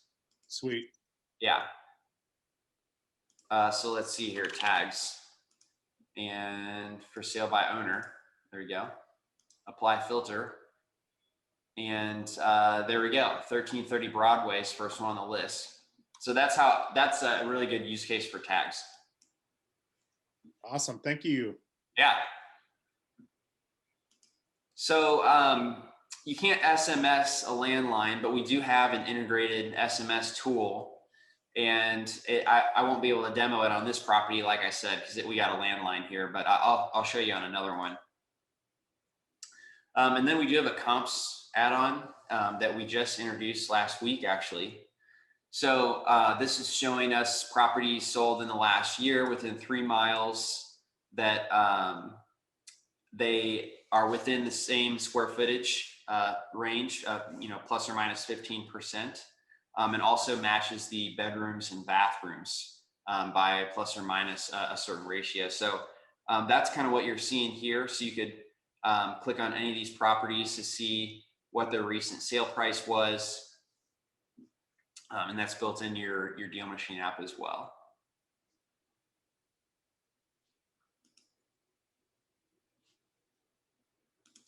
Elise, what did I miss? David, you covered so much. The only thing that I can think of is the highlights. Okay. Oh, yeah, that's good. All right. So we have this thing called highlights. For those of you who are driving for dollars that also want to be made aware of any properties that are marked vacant or like absentee owner with a certain equity, or maybe you just want to see properties that are assessed over 50 grand. I do. That way I tell my drivers, like, go where there's more properties worth 50 grand or more. You can click one of those filters, and then on your map, it's going to highlight. So here's an example, like 1332 is marked vacant. And 1333 is also marked vacant. The vacancy marking actually, typically comes from when the mailman is like delivering mail and the mailbox is full and nobody's collecting it. They stop delivering it to the mailbox. They mark it as vacant in their system. And so that's how this information gets to you on your DealMachine screen. So that could be a useful feature for you. As I said, you could find the vacants that way, or I actually like it. I like to, let's see, you can assign the highlights to your drivers. Okay. So that's what I like to do. And here's how you do it. There's a little toggle that says use preset for deal finders. This preset will show highlights on the map for your deal finders. And so I'm filtering it by sale date and assessed value. So basically, I want it to highlight properties sold over 3 years ago. And I want to highlight properties that are more than or equal to $50,000. That way, I don't really want my drivers to add properties that aren't worth anything, because I can't make any money on those types of leads. So that was my solution. And believe it or not, here in Indianapolis, there's tons of homes that I wouldn't get for free. They're like so bad, and the max value may be less than 50,000. You can't renovate it and fix it up and make money because it's just not enough room there. So that's why I put that filter in place. You guys have any of those, Ed? Like deals you'd probably have to get paid to take down? You know what, David, I am completely sorry for about the last minute and a half. I'm texting a deal that just came in. So I missed the whole thing. Sorry. No need. How's it going? Is it promising? Yeah, so we're trying to take our business to the next level, and we're going to do a little bit of developing. So I think I just scored a deal where we bought a house that we're going to rehab on a land, and now we're going to buy the remaining land and do 5 new builds on the land. So we're kind of stepping it up a notch, but that's amazing. Yeah, so it could be an extremely lucrative deal, but it's a little nervous. It's something that's outside of our comfort zone, but it's a very lucrative deal. Yeah. That's amazing. Congrats. Hope it goes well. Yeah. Thank you. I appreciate that. So I'm sorry. I missed your question. Well, it wasn't super important. I was just explaining I highlight properties that are worth more than 50K because sometimes my drivers would end up in these areas that are so run down. Yes. The houses aren't worth more than 50K. There's no room to renovate it and make money on it. So I try to steer them away from those areas with the highlights features. Yeah. And you know what, David, I'm sort of torn on that.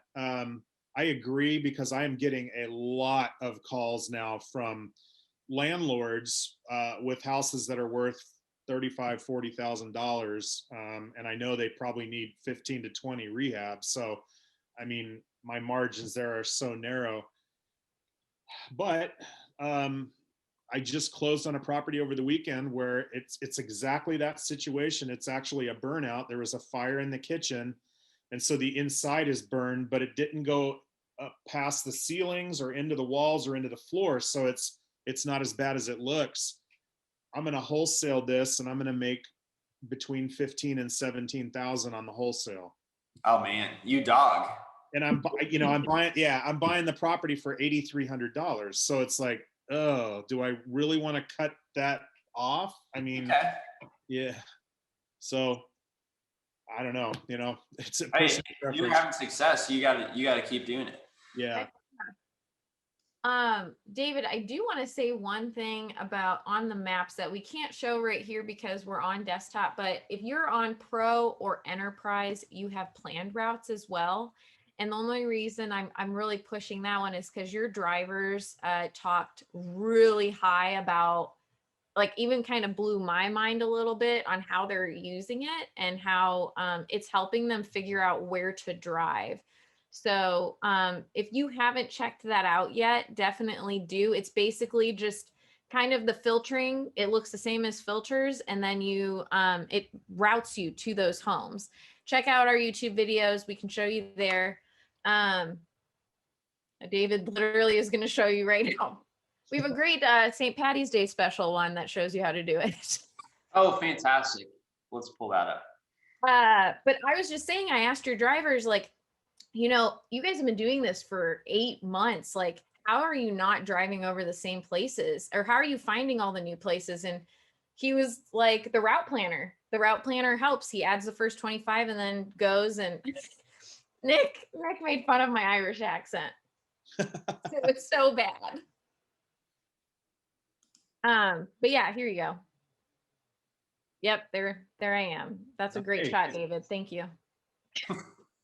Nice. Got it. So let's go back to the first part where you input the information. So it looks like, what did you select? Vacant properties?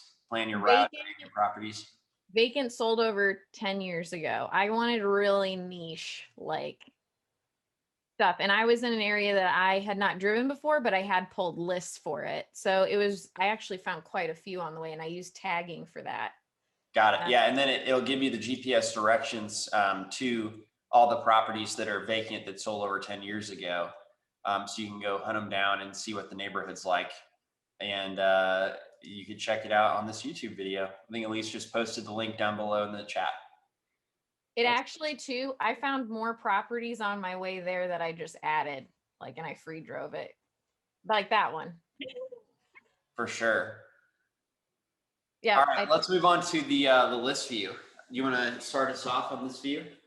Yeah. So David showed you a lot of what you can do with this too from the map view, but this is your CRM. This is where you organize your leads and you keep track of them, and you do your processes. So I'm going to say, only because Ed and I talked in the beginning of his journey with us, but I'm going to say Ed comes in here, he searches through pending approval. He trusts his drivers. He selects all, and he starts marketing by when he filters through them of if they're absentee, if they're corporate, if they're owner occupied, and just puts them on the mailers and then goes. So you can bulk edit on this by selecting the top and then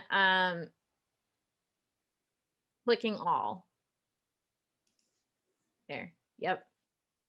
Oh, you already have it filtered, but yes, you can. And then you can do start mailers. You can send a text message, change a status, which with that, you can change it for follow up, not interested.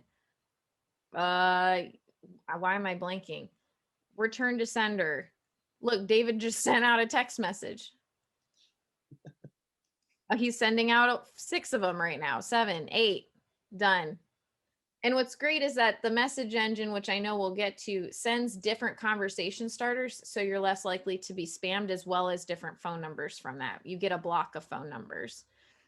So again, with bulk editing, you can do exporting. You can do a bunch of things. This is also, if you're just getting started with DealMachine, I know a lot of people on here said they're new. If you have a list already, highly recommend coming in here, going to import list at the top right, and go ahead and map out that list so that you have all the leads in there. That way, if you're driving for dollars, maybe you actually go past one of those properties and then you want to go ahead and tag it, put more updates to it. Maybe a tree fell on it. David always, I don't know why that story is stuck in my head of David finding a tree on top of a house, but I bought that house. That's why it sticks with That's why it sticks out.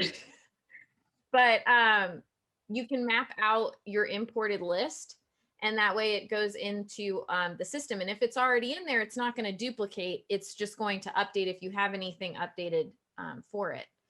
And then filter leads, David already kind of showed that earlier. So we try to keep it very, user friendly. This does not look any different than what you would do for highlights. So you can make presets, like I said, and like David showed for his drivers. David just switched it to a larger picture if that tiny picture is too hard to see. And you can make as many presets as you want. So I have like absentee owner, Indianapolis, owner occupied, and you can put all your credentials in there. So then come Monday morning, you just bop, bop, send mail, bop, bop, send mail, skip trace, all the things. And then the other thing, David, could you just go into one of those, please? One of the leads. Oh, okay, yeah.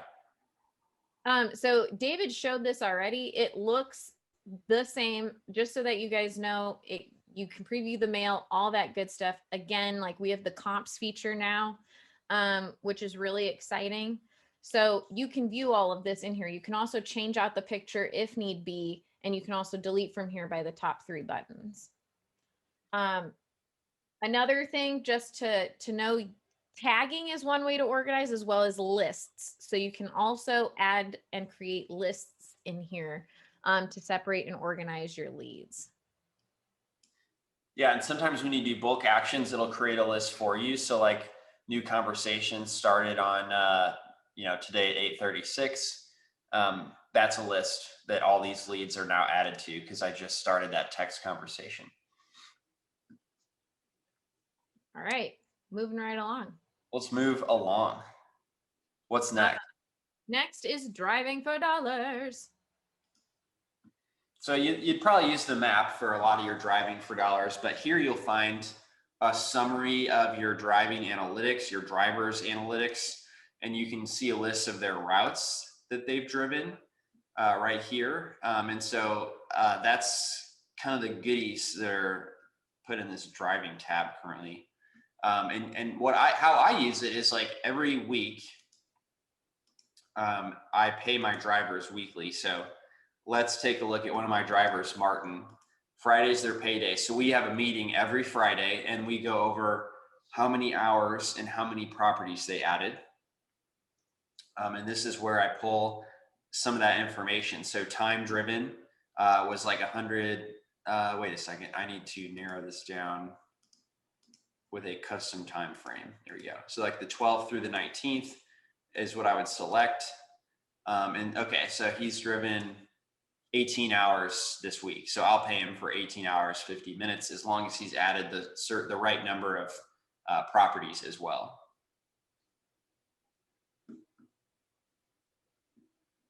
And then, wait, David, the landing page.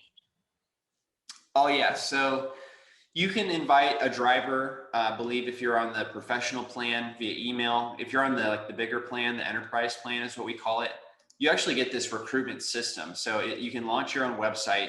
Mine's URL's right here. You can customize like the heading, the subheading. You can put a video on there and get them to sign up for your team. So if you're recruiting on Indeed, you can give everybody the action to like go sign up, go add DealMachine and go add 20 properties. If you do that, like then I'll interview you. It's kind of like a hoop for them to jump through and for you to weed out people who like aren't tech savvy or like can't do like simple instructions or aren't super motivated to like get that done. And along the way, you can enable these training videos. There's like 7 or 8. If you're going to pay them hourly or a different structure, we've got a video for that. And you can also stick in your own video.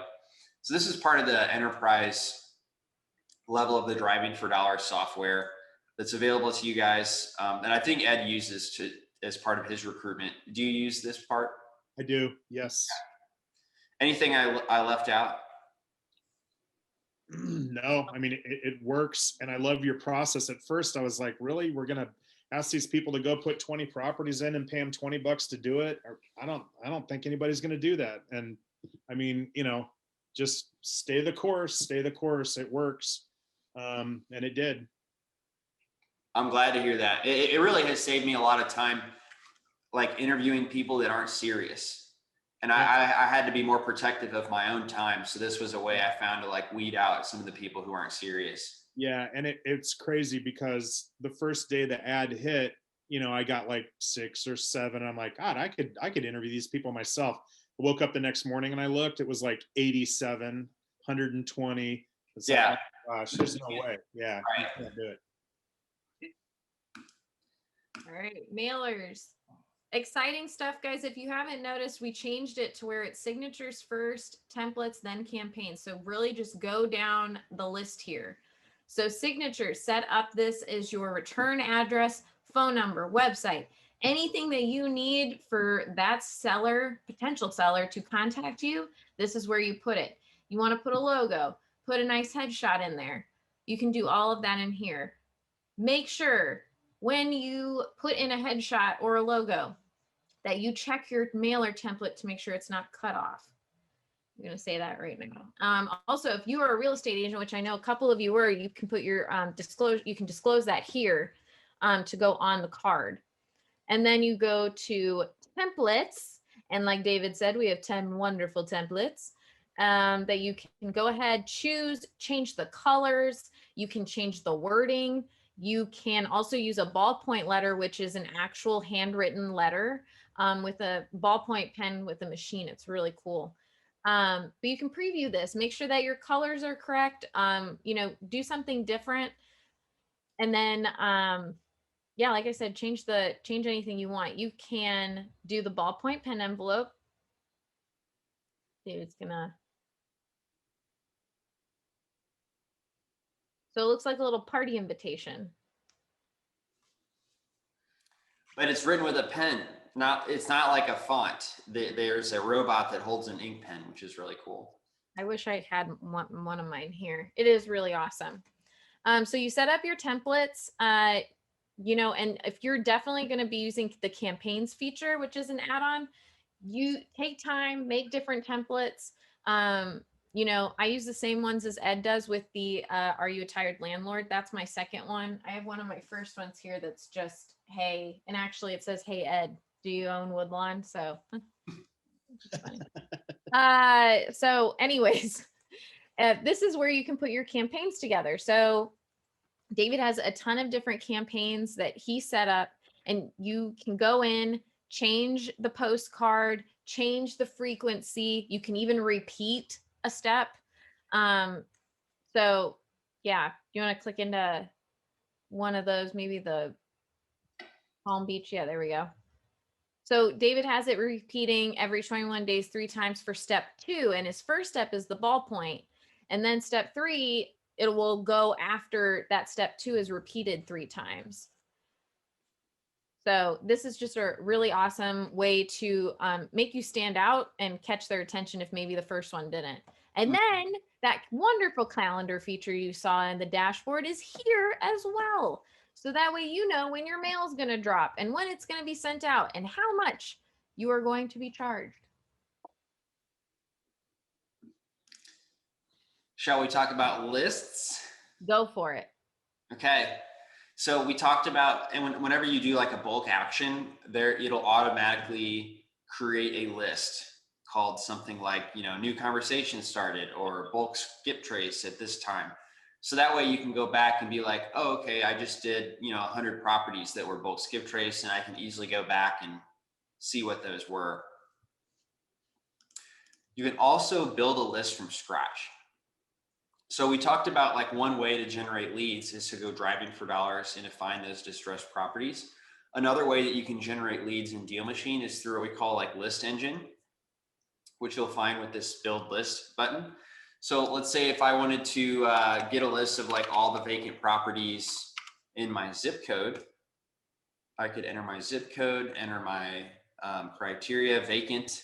So I've got some quick lists, or I've got those same set of filters that we've been showing you in different parts of the app. And then it says down here, there's like 440 leads that are going to match these parameters. And so I could just click submit, and then it's going to pull that list together for me.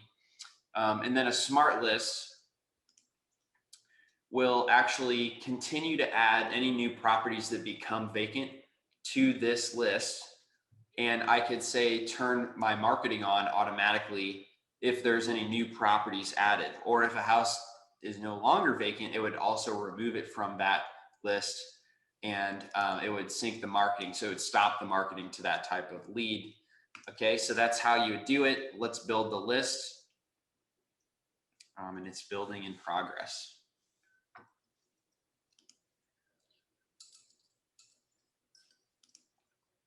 What else should I show about the list engine, Elise?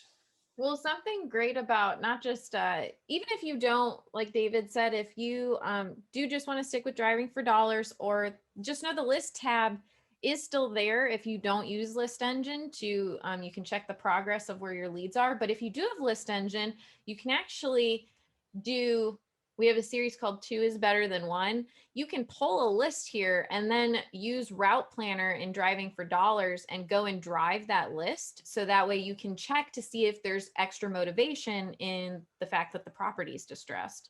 Yep. So that's just something how we have the 2 is better than 1. Mm-hmm. Moving on. So let's see if anybody responded to those text messages that I sent out a moment ago. So Cecily says she is Cecily, and she's not interested right now. Her son lives at the property. And somebody says, what do you want with it? And it looks like we didn't follow up yet, so we should definitely do that. Let's see if I've got some saved replies that might be useful. What do you want with it?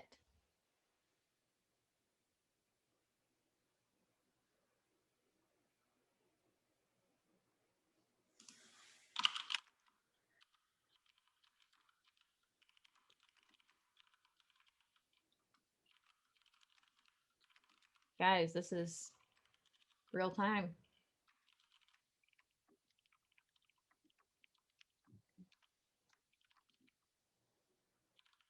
You got some interesting responses over there on this. Where are you looking at? You got the, you couldn't afford it, so F off. And then the, if we wanted to sell, there would be a sign in the yard.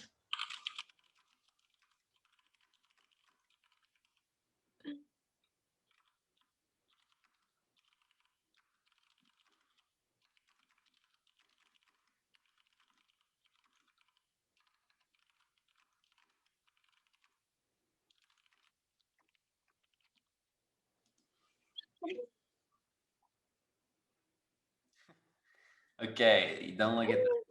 Yeah, don't look at that one.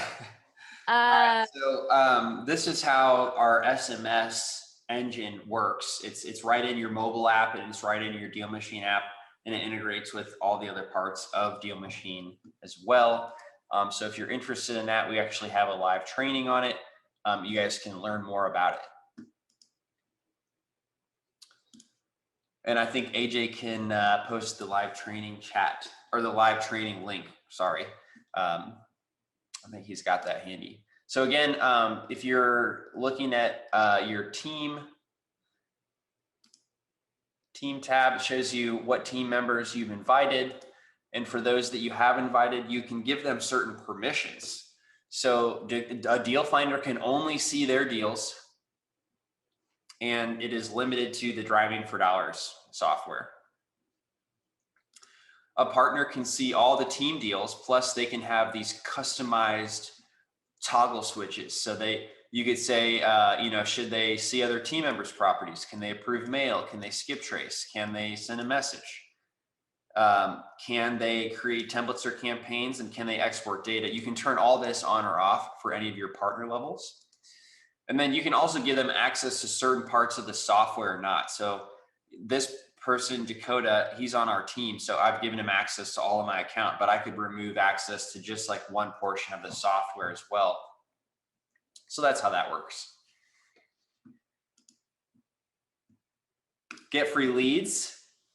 You guys get $5 of credit for skip tracing or mail if you're sharing this promo code with somebody who also signs up. You both get $5 extra of credits. So that is how that works. Let's go through the settings. Let's do it. Profile, it's just your basic, username and password, nothing too crazy there. Engines and add-ons, it'll tell you what you're currently using and what is available as well. So there's the engines, and here's all the add-ons.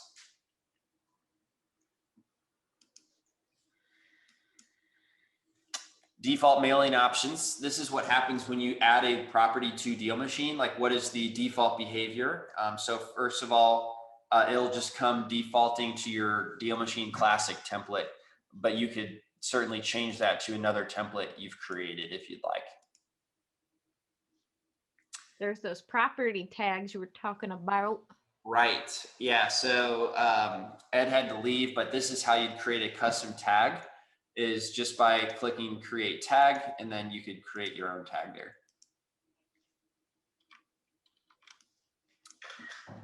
All righty. Feature requests. Oh, I think I jumped the gun here. Let's go back to the settings. Badges. Those are fun things to work towards that are moving you towards getting a deal. So you can look at all the badges that you can earn. Promo code, if you get a promo code from a friend for that $5 thing, that's where you'd put it.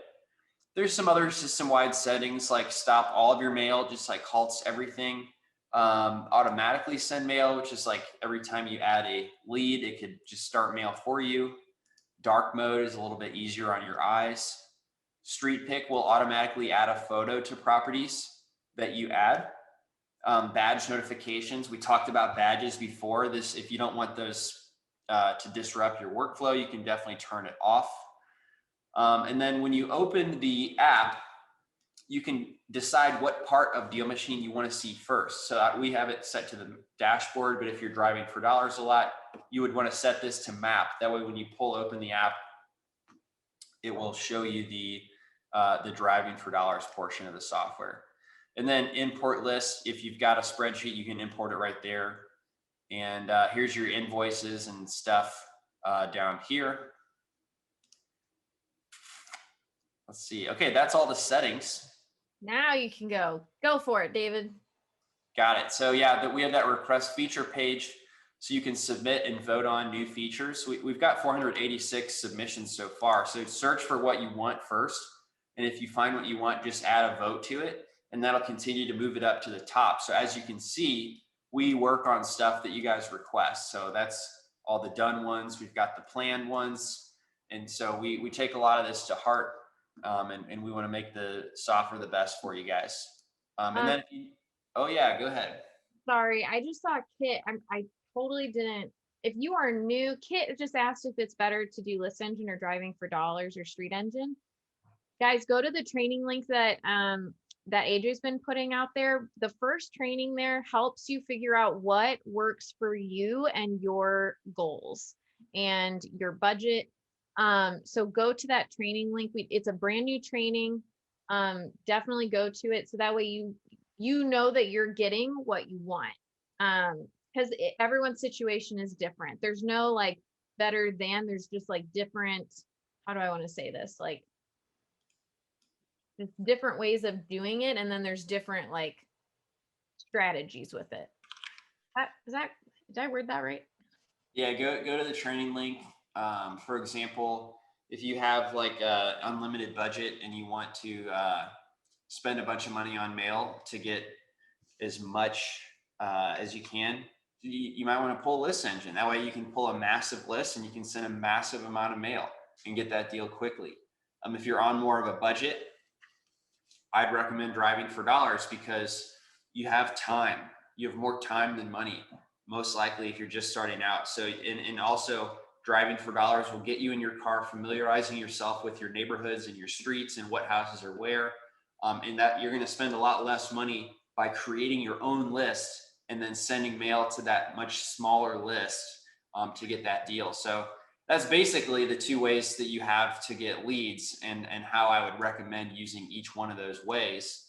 And then of course you can mail or send text messages through DealMachine to get in touch with those owners. So those are your main choices. Is that what the training says? I haven't been to this new training with the DealMachine overview. Yes. So we do talk about lead management, lead generation, lead management, outreach, and how you can do all of that, and just what would be most effective for you and your situation. Like David said, if you have the time, if you have the money, if you don't have the time and have them, each one. So that it's just a nice way, and it's with a live person, so Dakota can answer your questions as well. There's our wonderful support team. AJ is the manager of, so. And then if you want to get in touch, if you have a question, under help and you just click support. You can chat with our team. They respond under 5 minutes. And there's also some instructional videos you can go explore here on the YouTube channel with some playlists for specific things you might be interested in. So there you have it. That's everything that we currently offer in DealMachine. Are you excited? Tell me you're excited. Me? I'm very excited. All the people on here, are you all excited?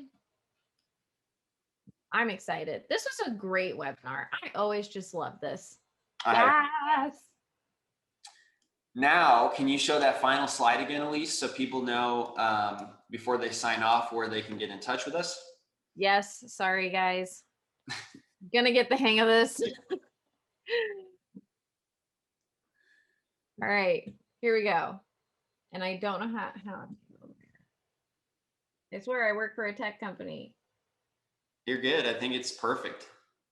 Just like that. There. Did I do it right? There you go.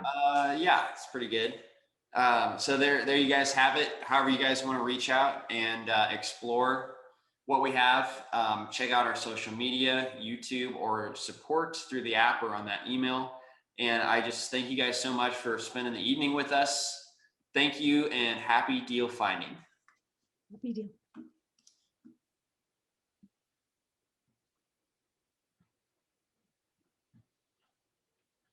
AJ, did you have any final words, Elise? No. No, just thank you guys and happy deal finding. All right, good night, guys. We'll see you on the next one. Good night. Bye.